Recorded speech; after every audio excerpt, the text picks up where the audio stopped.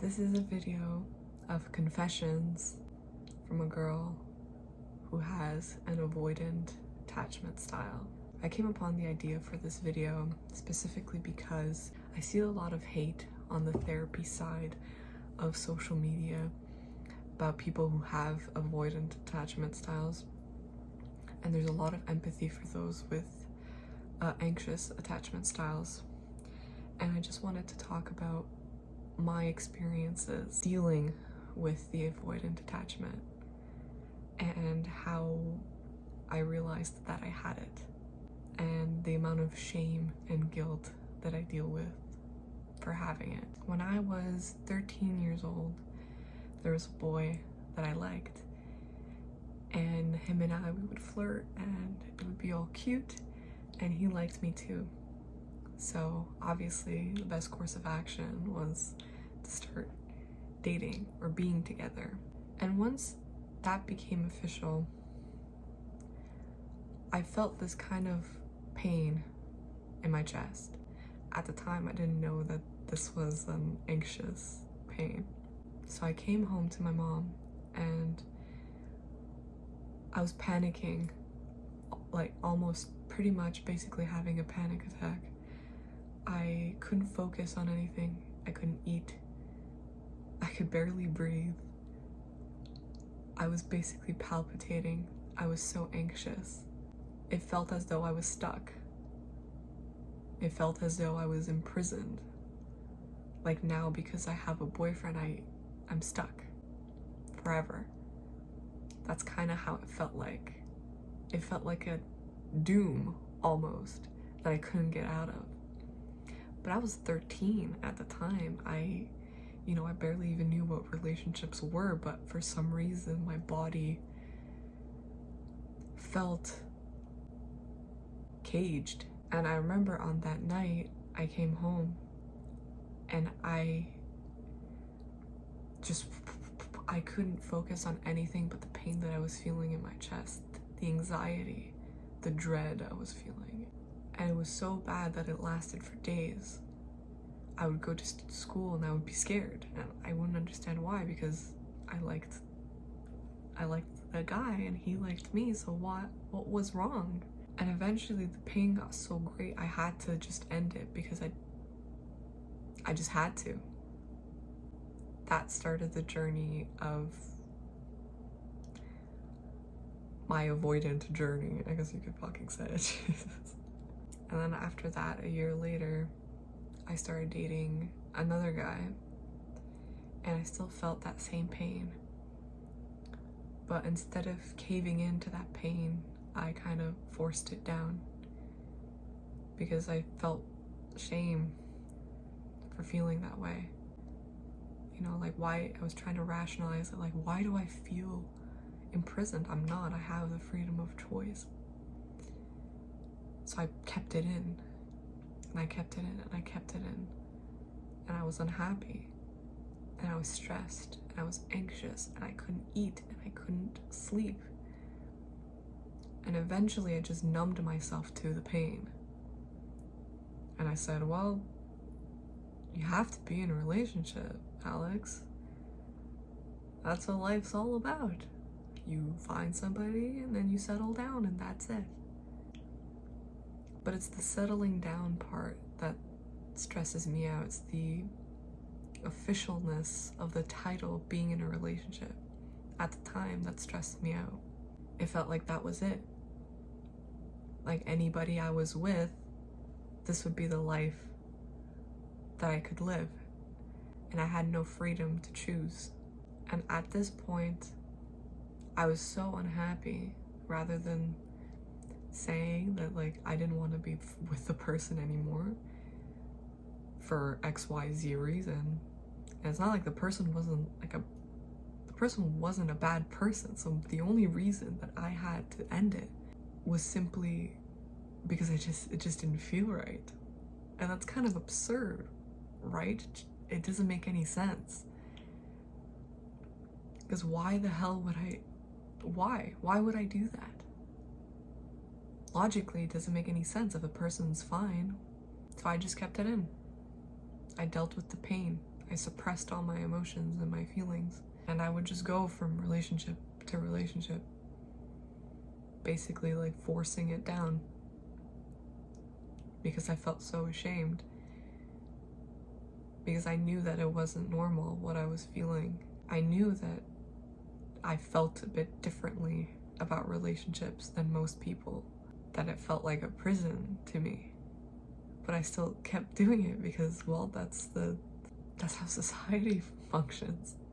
So I saw everybody else in relationships, and I saw how happy they were and how unbothered they were and how they didn't have any worries about anything. They just kind of went ahead and lived life. And because I was miserable, I would always chase something new. So I'm really embarrassed to say this, but I would always find somebody else. Because the person I was with never felt enough. And that's my fault. Because it was doomed from the start.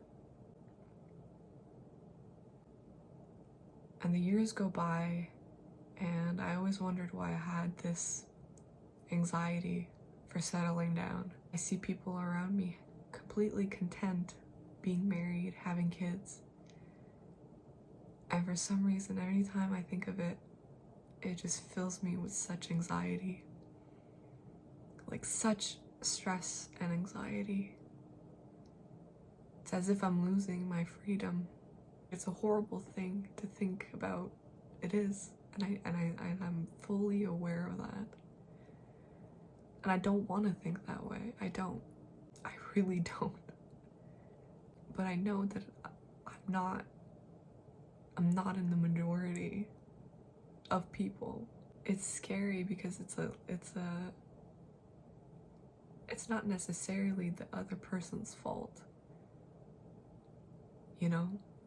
So after that relationship, I started becoming a lot more honest with my partners and how I felt, because I didn't know what else to do. Because anybody I would be with, I would love them, and they would be amazing people. But for some reason, there is that part of me that always doubts it. Always. Always. And when it thinks of settling down, making it something that's permanent, it creates a visceral reaction inside of my body. It feels like my heart is being pulled out of my body. That's how much it hurts. And I don't want to be this way. And you know, I've been to therapy, and therapy is fucking bullshit, because you pay $196 an hour to get told to fucking journal and meditate. Like, fuck off. Fuck off with that shit. A lot of people really hate on the avoidant attachment style, but you have to understand it feels like a lack, like a loss of your freedom as a human being. Feels like that internally, even though your mind doesn't think that way, even though your mind's saying, well, this person's amazing, and this person's, you know, you love this person. That's what it feels like. It feels like you're stuck in a cage and it's shrinking. And you're trying your best to get out, but you can't. At the same time, you can, actually. But there's no good reason for you. Simply that you're just afraid. I don't know if that's ever gonna change for me, you know, that anxiety. You know, and it's something I talk to my partners about, because, you know, I love them and I want to be with them, but they have to know that this is something that I struggle with, and I struggle with intensely. It took me a long time to get there, to be able to talk about how I feel. And I still struggle with it to this day, because I'm such a conflict avoidant person. I would rather just deal with the pain, because I know that what I'm feeling is abnormal, and it's like, I know the person is most likely not gonna understand me or judge me, so I'd rather just keep it in and suffer with it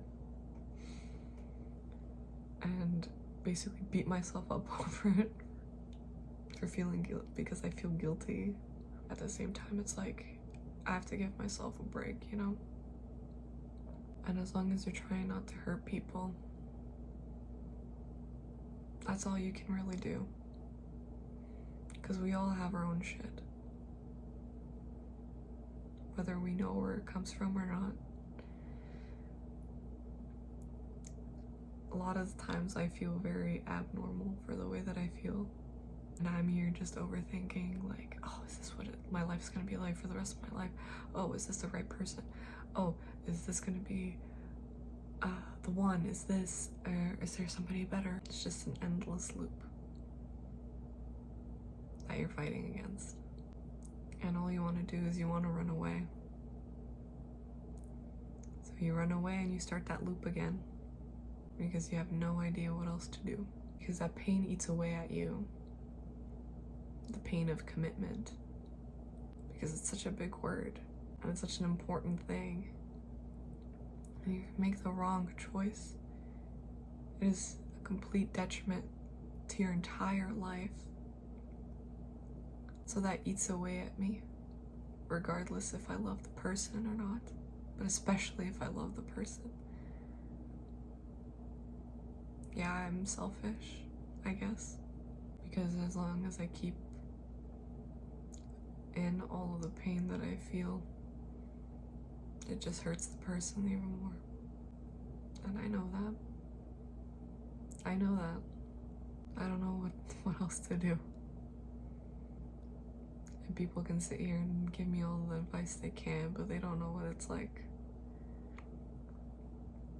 Maybe you don't know what it's like to deal with the constant dread of having external bubbles outside of yourself tell you what you should do. And it looks so easy for them, but you internally struggle following what everybody else is doing. So you start to question yourself, am I fucked up? Social media would say yes. The psychology sphere would say yes. But I think we're all a little fucked up. It's just about accepting who we are for who we are in order to be better people. That's it. Yeah. I feel like this video is gonna get misconstrued in a lot of ways. I hope it doesn't, but that's it. So, thanks for watching.